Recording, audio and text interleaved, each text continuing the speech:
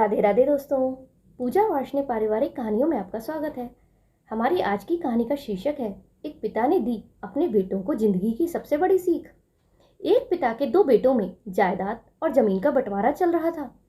एक बेडरूम के घर को लेकर विवाद गहराता जा रहा था। दोनों भाई मरने मारने पर उतारू हो गए तो पिताजी बहुत जोर से हंसे। अपने पिताजी को हंसता देखकर दोनों भाई लड़ाई को भूल गए और पिताजी से हंसी का कारण पूछा। तब पिताजी ने कहा, इस छोटे से जमीन के टुकड़े के लिए इतना लड़ रहे हो? छोड़ो इसे, आओ मेरे साथ एक अनमोल खजाना दिखाता हूँ। तब पिता और दोनों पुत्र एक साथ रवाना हुए। पिताजी ने कहा, देखो, यदि तुम आपस में लड़े तो फिर मैं तुम्हें उस खजाने तक नहीं लेकर जाऊंगा और बीच रास्ते से ही लौट कर आ जाऊंगा।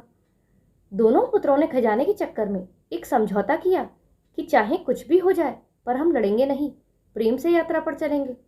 वहां जाने के लिए एक बस मिली पर सीट दो की मिली और वो 3 लोग थे। अब किसी तरह से तालमेल बिठाकर वो तीनों बैठ गए और उस स्थान पर पहुंच गए। पिता दोनों पुत्रों को लेकर एक बहुत बड़ी हवेली पर गए। हवेली चारों तरफ से सुनसान थी।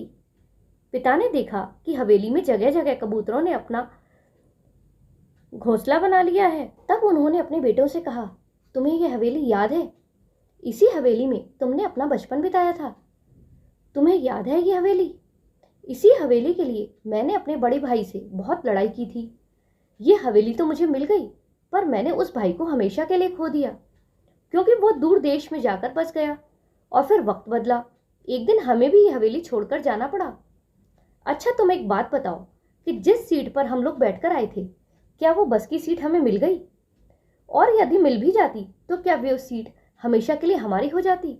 मतलब कि उस सीट पर हमारे सिवा कोई और नहीं बैठ सकता था? दोनों बेटों ने एक साथ कहा कि ऐसा कैसे हो सकता है? बस की यात्रा तो चलती रहती है और उस सीट पर सवारियां बदलती रहती हैं। आज हम बैठे थे, कल कोई और बैठेगा, और वैसे भी उस सीट में क्या रखा है जो थोड़ी देर के लिए हमारी है? पिताजी पहले हंसे, फिर आंखों में आंसू भरकर बोले, देखो, यही मैं तुम्हें समझा रहा हूं कि थोड़ी देर के लिए जो तुम्हारा है, तुमसे पहले उसका मालिक कोई और था। थोड़ी देर के लिए तुम हो और थोड़ी देर के बाद कोई और हो जाएगा। सुनो, एक बात ध्यान रखना कि इस थोड़ी सी देर के लिए कहीं तुम अपने अनमोल रिश्तों की आहुति ना दे देना।